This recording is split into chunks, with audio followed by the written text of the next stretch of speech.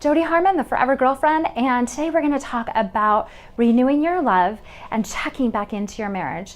So all too often we find ourselves in this busy life that we have and we're living on autopilot. Have you ever driven home from the grocery store or even from work, and then you found like when you got there you couldn't remember how you got there? Like you were driving, and you know where you were driving, but you don't know how you got home. Like you're just on autopilot, right? Like it's so easy, you're so stressed out, you're tired, you just drive, you just know how to get there, right? And so sometimes we live life like that. When was the last time you laughed, you had fun? When was the last time you even went on a date? When was the last time you had an intimate conversation with your significant other? When was the last time that you really felt close to each other? And so what I found is I was actually living on autopilot, and it was several years ago, and I find myself, during that time it was so frustrating because I wanted to spend time with my husband. I wanted to be with him. I wanted to have a deep, intimate conversation. I was missing that so badly, but I didn't know how to tell him. I didn't know how to ask for it. And I kind of been a little bit grouchy, so I wasn't quite sure that he would be even open to talking to me about it. And so what I found that I had to do is I actually had to get a little bit of extra sleep, take care of myself a little bit better, and then ask for what I needed.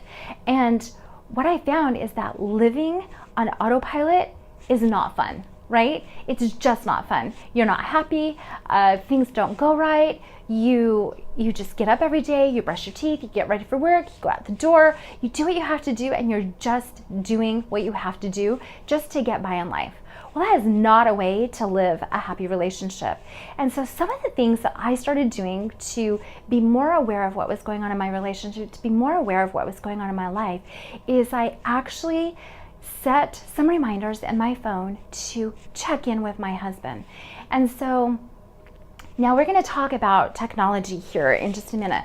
But what I want you to know is that I had to remind myself that I was a wife, that I was trying to be a girlfriend, that I had all these things that I was trying to do, but I was so frustrated because there was so much of it, and I couldn't figure out how to get it all done and do it the way that was good for me and good for my relationship and to pull us back together.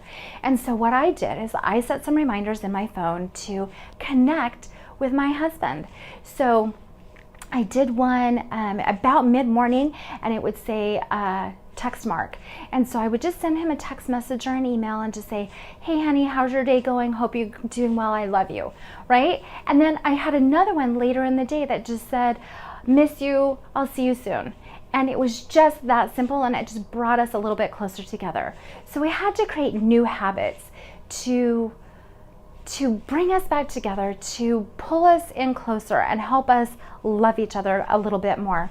So some of the habits that I did was number one, was creating that for me that made it possible for me to remember him throughout the day. Because as life gets so busy and you're working in a busy office, or even if you're just a stay-at-home mom and you're taking care of all of those kids and the laundry and the cleaning and everything else that you have to do as a stay-at-home mom. But what I found is that I needed to put my husband first, and I needed to check back into my marriage, because when I was living on autopilot, I just kind of checked out. I knew everything else that I had to do. If you're a mom and you have to take care of your kids, they're going to take up all of your life and your energy because they demand that of you. Well, oftentimes what happens when you're living on autopilot is that your husband kind of gets pushed to the wayside, and not that you ignore him, but that because he's not so demanding, that maybe you just kind of forget that you need to take care of him as well. So now, before you say, wait, you're gonna tell me to submit to him and he's gonna get to do everything that he wants, and you're gonna tell me to have more sex. Well, here's the thing.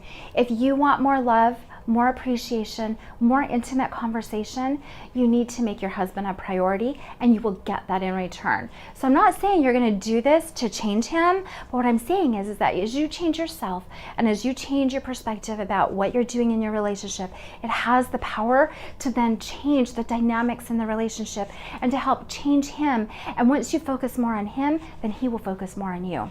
So some of the habits that I created was, there's just 3, and they're simple and they're fast and easy, but what I often find is that because we're living on autopilot, we don't often do them. And so the first one is to have a distraction-free time sometime at the end of the day. So if you have children and they take up your time between, when you get home from work or your husband gets home from work until bedtime, that is not the time for you to then try to have intimate conversation with your husband. That then is focused on the children. So give yourself a break and just go, okay, my kids get this time, that's fine. But what I want you to do is set some distraction time aside where there's nothing else, there's no work, there's no kids, there's nothing else. Set that time aside where you can just talk one-on-one. And if it's been a really bad day, maybe you just need to sit by each other and hold each other. Maybe it's that you help each other out in the kitchen, or he comes and talks to you while you do the dishes. Invite him over into some of your space. Invite him to have that conversation with you. Invite him, if he is over watching a sports event on the TV, just go over and sit by him. Again, what we're looking for is a distraction-free time where you're together. So yes, if you're going to sit by him while he's watching sports, that is a distraction, but what I want you to know is that that's where it can start.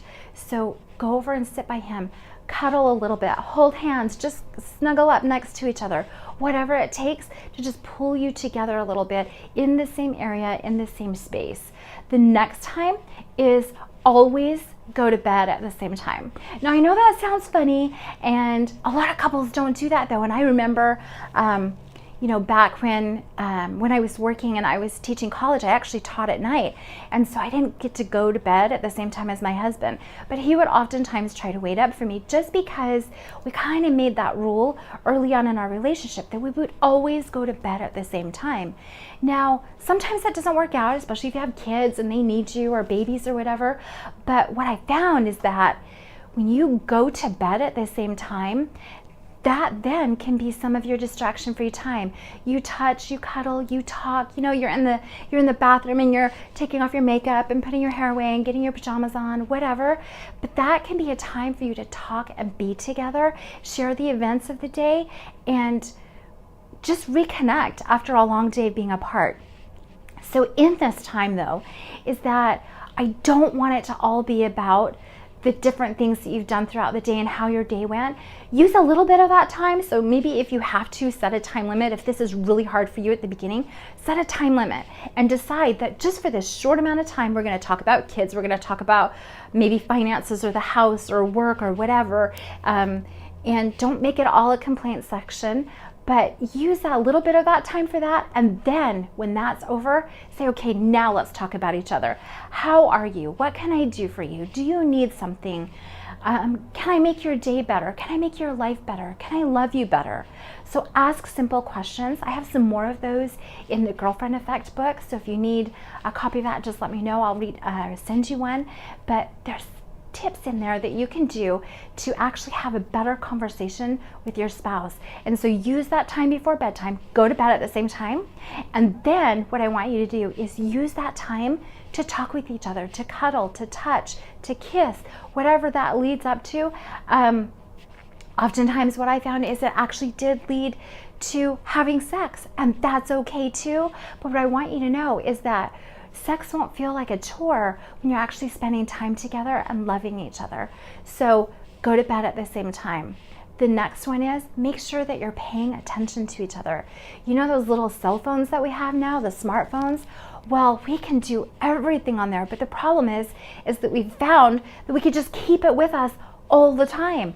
So if you are one of those people that takes your cell phone into your bedroom, that's okay. I understand that. I do that too. But what I want you to do is actually put it away.